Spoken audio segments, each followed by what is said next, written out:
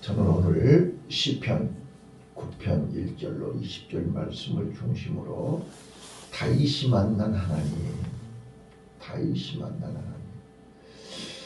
자, 오늘 우리는 이 새벽에 내가 만난 하나님을 내가 고백하고 또 내가 사람들 앞에서 자신 있게 전할 수 있는, 또 그래서 마음껏 하나님께 감사하고 찬양할 수 있는 이 아침이 되시기를 바랍니다. 자, 다윗이 만난 하나님은 어떤 하나님인가?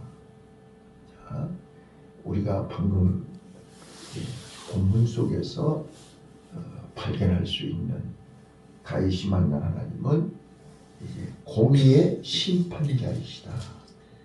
여러분, 전에도 말씀드렸지만 하늘에는 우리가 눈을 들어 하늘을 보라고 했지 않았어요? 여러분들이 눈을 들어서 하늘을 보면 두 개의 보좌를 봐야 됩니다. 첫 번째 보좌는요, 은혜의 보좌입니다. 은혜의 보좌입니다. 그래서 예수님은 은혜의 보좌에 앉으셔서 하나님을 찾는 자마다 하나님을 바라보고 의지하고 그 은혜의 보좌에 앉으신 하나님을 구하는 자에게 때를 따라 모든 은혜를 나누어 주시는 하나님입니다. 아멘. 제가 이번 주에 설교하려고 준비하고 있는데요, 우리에게는 두 가지 은혜가 필요합니다. 두 가지 은혜가 필요합니다. 첫 번째는요, 어떤 은혜가 필요해요? 자, 우리가 연말이 됐잖아요. 네? 또 연말이 될 때마다 늘 생각하는 건데, 우리는 하루에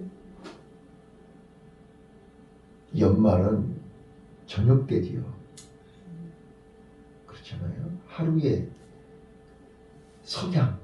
석양을 바라보면서 우리는 어때요? 아, 하루가 저물어 가는구나. 또 1년의 연말은 12월이죠. 12월이 되면 어때요? 아, 또 한 해가 저물어 가는구나. 그래서 서글퍼지는 거예요. 또 우리가 인생의 연말이 오죠. 네? 또 계절의 연말이 온단 말이에요. 겨울이 오면 아, 또 이 추운 겨울이 지나야 또 봄이 오겠구나. 우리는 때를 분별할 줄 알아야 된단 말이에요. 자, 그런데 12월이 오고 연말이 오면 우리는 두 가지를 해야 돼요. 첫째는 잊어버릴 걸 잊어버려야 돼요. 그렇죠? 상처, 고통, 실수, 용서, 이런 것들을 다 잊어야 돼요. 근데 잊어버릴 걸 잊지 못하고 붙들고 있으면 또 새해로 넘어가는 거예요. 네. 여러분, 아직도 잊어버려야 될 것을 붙들고 있으면 얼마나 힘들고 어려운지 몰라요. 그래서 우리는 은혜의 보좌를 바라보시고 그 은혜의 보좌에서 내려오는 잊어버리는 은혜. 그래서 다 잊어버릴 거 잊어버리셔야, 떨궈버릴 거 다 떨궈버리셔야. 그 다음에 두 번째 은혜가 무슨 은혜냐면 절대로 잊어서는 안 되는 은혜가 있어요. 붙잡아야 할 은혜가 있어요. 오늘 그거를 다윗이 얘기하고 있단 말이에요. 네. 자, 가난한 자, 궁핍한 자, 어려움 당하는 자에게 긍휼을 베푸소서. 그렇죠? 자, 그래서 16절 17절 한번 읽어볼까요? 16절 17절 시작. 여호와께서 자기를 알게 하사 심판을 행하셨으며 악인은 그 손으로 행한 일에 스스로 얽혔었도다. 악인이 음부로 돌아가며 하나님을 잊어버린 모든 열방이 그리하리로다. 자, 악인은 음부로 들어가는데 왜 악인입니까? 악을 많이 행해서 악인이 아니라니까요. 하나님이 없는, 하나님을 잊어버린, 하나님하고 상관없이 사는 사람은 천하에 없는 누구도 악인입니다. 그걸 얘기하고 있는 거예요. 자, 그런데 18절 궁핍한 자, 가난한 자, 내가 여러 번 얘기했잖아요. 여기서 궁핍한 자와 가난한 자는 하나님 때문에 믿음으로 말씀대로 순종하려고 하니까 가난하게 살아갈 수밖에 없는 거예요. 목자들이, 예?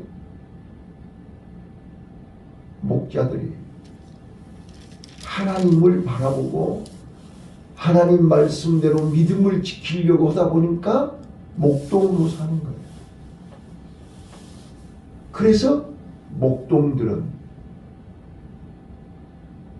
비웃음을 당하고 손가락질을 당하고 애면당하고 소외당해도 그들은 조금도 부끄럽게 생각하지 않는 거예요.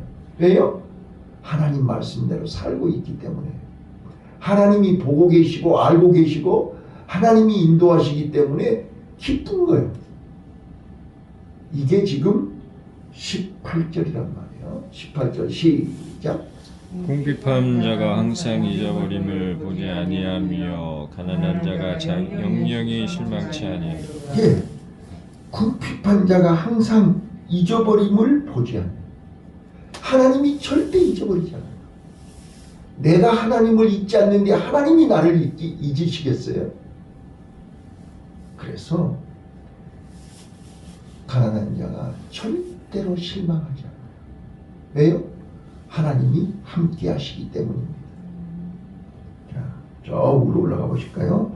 12절 한번 읽어보세요. 12절 시작.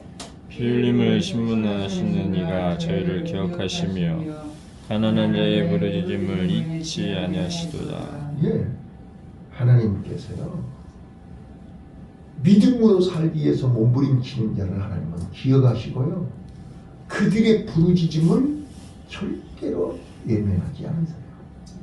자, 13절이요 시작.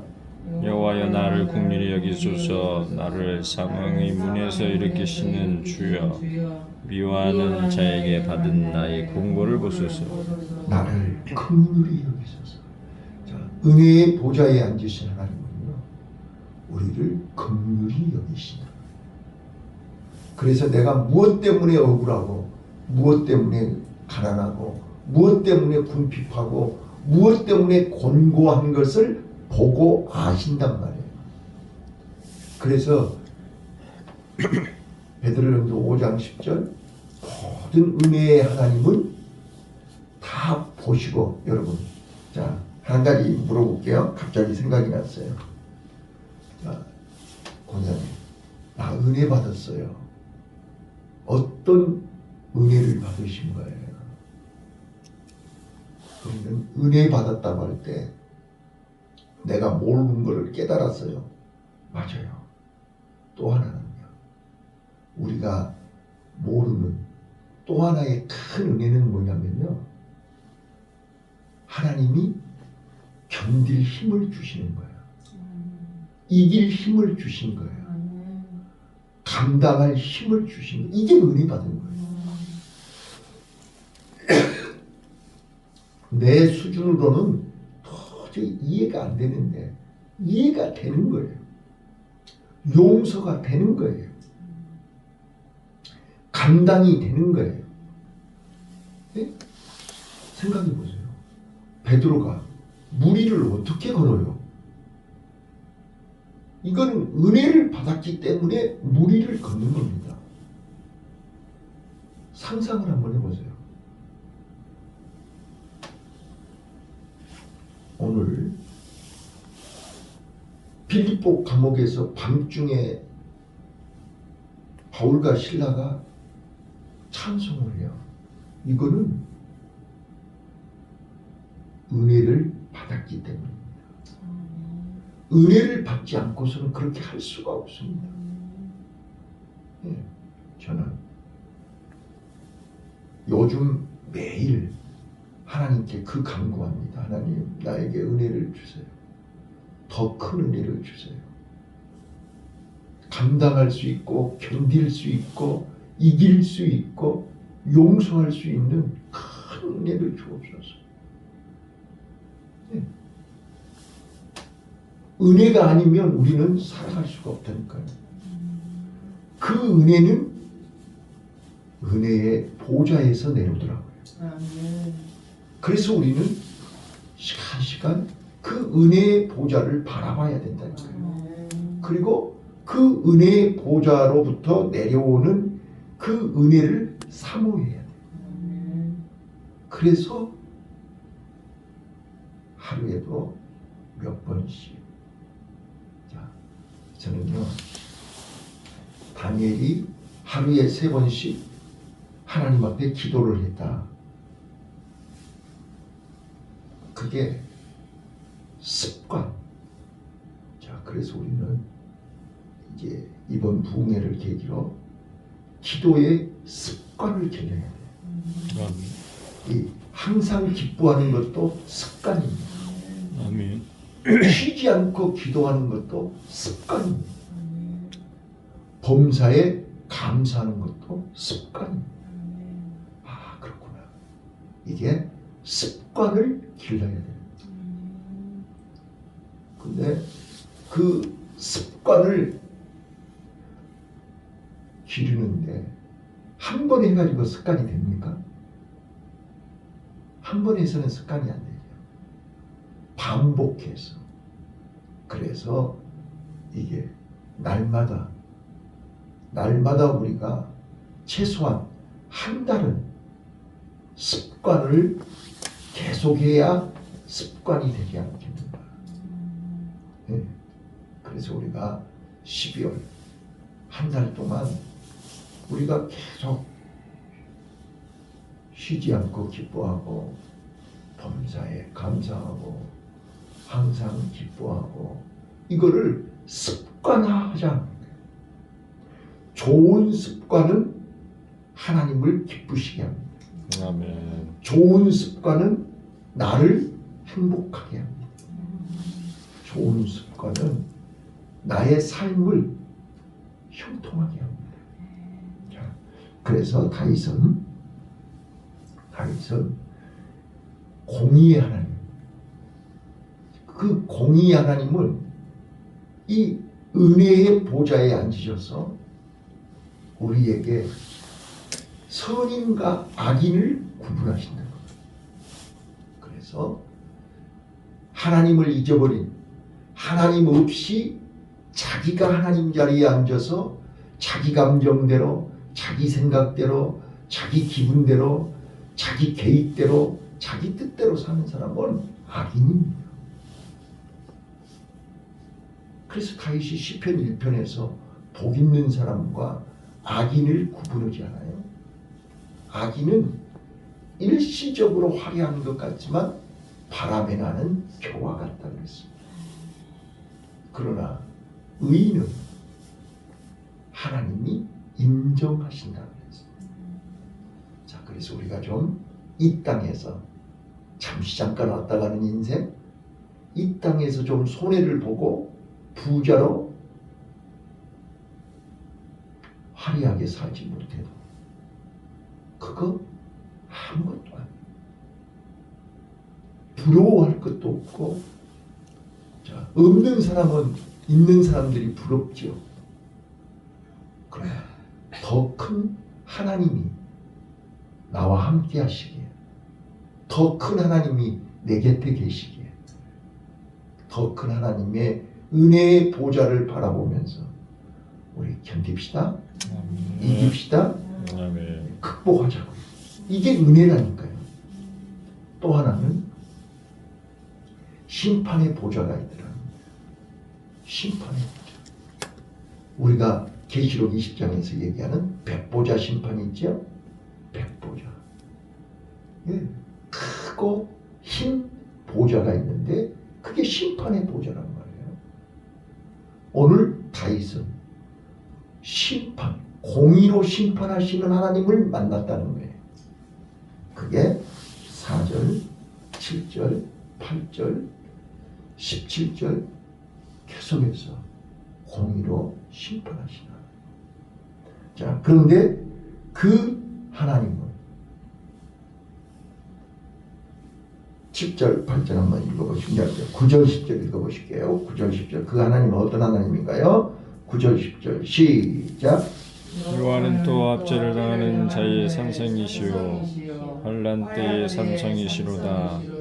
여호와여 주의 이름을 아는 자는 주를 의지하오리니 이는 주를 찾는 자들을 버리지 아니하시느니이다. 자, 아까 8절에 공의로 세계를 심판하시며 정직으로 만민에게 판단을 행하시로다. 자, 공의로 세계를 심판하신 그 하나님은 우리 믿는 자들, 하나님을 알고 하나님을 의지하고 하나님을 바라보고 하나님을 찾는 하나님의 자녀들에게는 압제당하는 자의 산성이요. 하나님 때문에 압제를 당하는 거예요. 하나님 때문에 무시를 당하는 거예요. 믿음 때문에 억울하게 손해를 보는 거예요. 그래서 압제를 당하는 자에게 뭐가 나고요? 산성이시라. 환난 때의 산성. 산성이 뭐예요? 요새 피난처라는 거잖아요.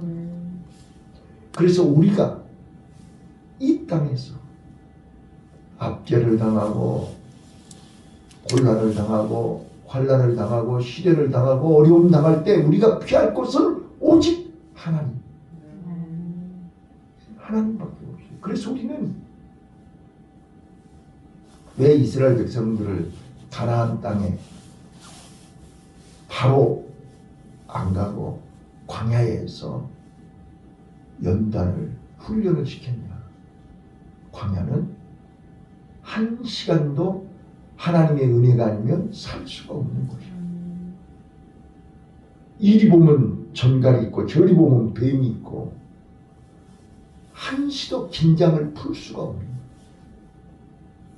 그 훈련을 통과해야 가나안 땅이 적과 꿀이는 가나안이 되는 거예요. 아무렴 어디다 내가 늘 그러잖아요. 저는 누구네 집에 가서 어떤 음식을 줘도 저는 단 한 번도 반찬 투정 해본 적이 없고 감사해요. 왜요? 저는 자취하면서 진짜로요. 반찬 없는 밥을 어린 나이에 수년을 먹었기 때문에 어떤 음식을 줘도 저는 잘 먹어요.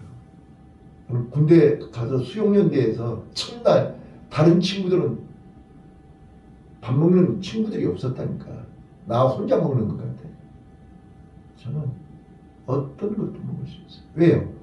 광야 훈련을 받았거든요. 그러니까 광야에서 훈련받은 사람은요, 가나안 땅이 강원도 산골이어도 거기가 옥토인 거예요. 그걸 얘기하고 있는 거예요. 실제로 가나안 땅은 옥토가 아니라니까요.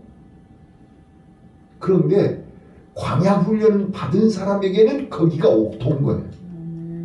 왜요? 이른 비와 늦은 비를 하나님이 내려주시기 때문입니다. 바로 그거를 우리가 이제 이해하셔야 된다니까요. 그러니까 열 정탐꾼이 와가지고 뭐 여기가 적각부리면 가난다. 우리는 가면 가자마자 죽어.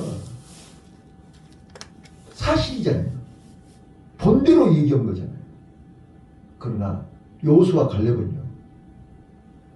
그거 맞아. 근데 하나님이 함께 하시면 우리가 이긴다 그러죠. 하나님이 함께 하시면 저들은 우리의 밥이다 그러죠. 이게 믿음이라니까요. 오늘 우리 마찬가지예요. 강남이 가나안이 아니에요. 여기가 하나님이 나와 함께 하심을 내가 느끼고 체험하고 만나고 하나님과 임마누엘 동행하면 여기가 가나안인 거예요. 아멘. 근데 가나안에 있으면서 가나안 땅 보내달라고 그러면 어떻게 하는 거예요? 답답한 거죠. 자, 오늘 10절 여호와여 주의 이름을 아는 자는 주를 의지하오니. 그러니까 주의 이름을 아는 자가 주를 의지하는 거예요. 하나님을 만난 사람만이 하나님을 의지할 수 있어요. 네, 오늘 우리 권사님이요, 진짜로 다윗이 만난 하나님을, 다윗이 부르는 그 주의 이름을 내가 아는 자가 되시기를 바라요. 네, 그래서 여호와여 주의 이름을 아는 자는 주를 의지하오리니 이는 주를 찾는 자들을 버리지 아니하시니. 우리 하나님은 긍휼하신 하나님이라니까요. 아멘. 그래서 하나님을, 자, 우리 성경 한번 봐보세요. 저는 이런 말씀을 볼 때마다 힘이 나는데, 삭개오 봐보세요. 삭개오가 예수님을 알고 예수님을 불렀잖아요. 뽕나무 위에 올라가서 예수님을 불렀어요. 그랬더니 예수님이 그냥 지나가셨나요? 일부러 뽕나무 밑에 오셔서 삭개오야 속히 내려오라. 내가 오늘 너희 집에 유하게 하겠다. 아멘. 이게 우리 하나님이시란 말이에요. 네? 나면서부터 소경이요. 예수님 다윗의 자손 예수여 나 좀 불쌍히 여겨주소서. 내가 나면서부터 소경으로 태어나서 빛을 한번 본 적이 없어요. 내가 오늘 죽더라도 나 단 하루만이라도 사람답게 살다가 죽고 싶어요. 예수님이 불쌍히 여기셨다 그랬어요. 자, 오늘 우리 주님이 권사님을 불쌍히 여기고 김 목사를 불쌍히 여기는 순간 눈을 뜨는 겁니다. 삭개오는 변화되는 것입니다. 긍휼히 여긴다 그 뜻입니다. 은혜를 받았다는 말이 무슨 말이에요? 은혜를 받는 순간 우리는 변화되는 것입니다. 살아계신 하나님을 만나는 거예요. 자, 사울이 부활하신 예수님 만나고 나서 바울로 변화된 거예요.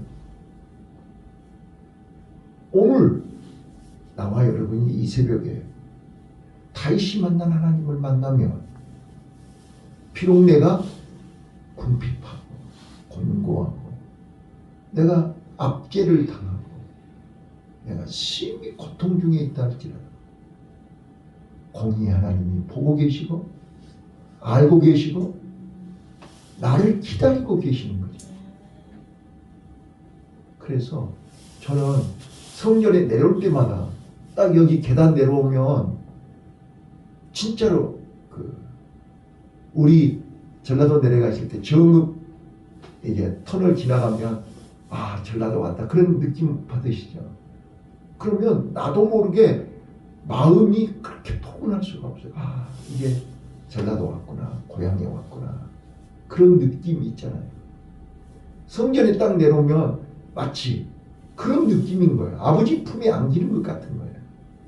그렇게 편안할 수가 없어요. 그러면서 저절로 찬송이 나와요. 저절로 기도가 나와요. 아버지 나왔어요. 나 요즘 그렇게 기도한다니까. 아버지 나왔어요. 그런다니까. 꼭 고향집에 와가지고 아버지 나왔어요. 그런 거하고 똑같은 거예요. 저절로 그렇게 돼요. 아버지 저 왔어요. 오늘 우리 마음이 하나님의 은혜를 받으면 생각이 변화되고요. 행동이 변화되고요. 삶의 변화가 온다니까요. 이게 살아계신 하나님을 만난 거잖아요. 자, 끝으로요. 자, 13절 시작. 여호와여 나를 나를 긍휼히 여기소서.